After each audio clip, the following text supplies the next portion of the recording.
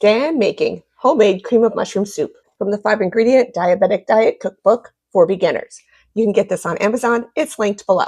For this recipe, you're going to need 2 cups low-sodium chicken broth or vegetable broth, 1 cup milk, 1.5 cup finely chopped mushrooms. I bought the sliced mushrooms and chopped them because it made things easier for me. 1/4 cup all-purpose flour, and no salt seasoning mix like Mrs. Dash. The first thing that I'm going to do is put these mushrooms into a non-stick saute pan, and I'm going to saute them for about 4 to 5 minutes. No oil necessary. While that does its thing, I'm going to work on the broth. I'm going to put my 2 cups of low-sodium chicken broth into the saucepan and add my milk, whisking it in, and I'm going to whisk in my 1/4 cup all-purpose flour, being careful not to have any lumps. This is your thickening agent, and I'm going to let this go on medium heat.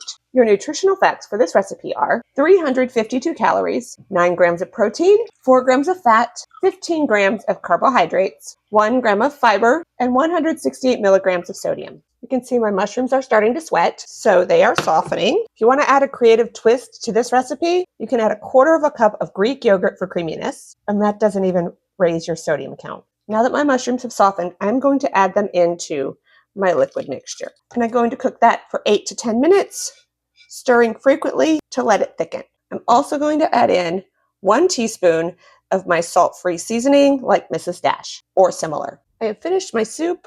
I'm going to have just a small taste of it because this soup has dinner plans. This recipe is actually perfect for casseroles, sauces, or just a cozy meal. Let's try. That's going to be great on a cold winter evening or in any of those sauces or casseroles that call for cream of mushroom soup. Check it out for yourself, and I'll see you next time.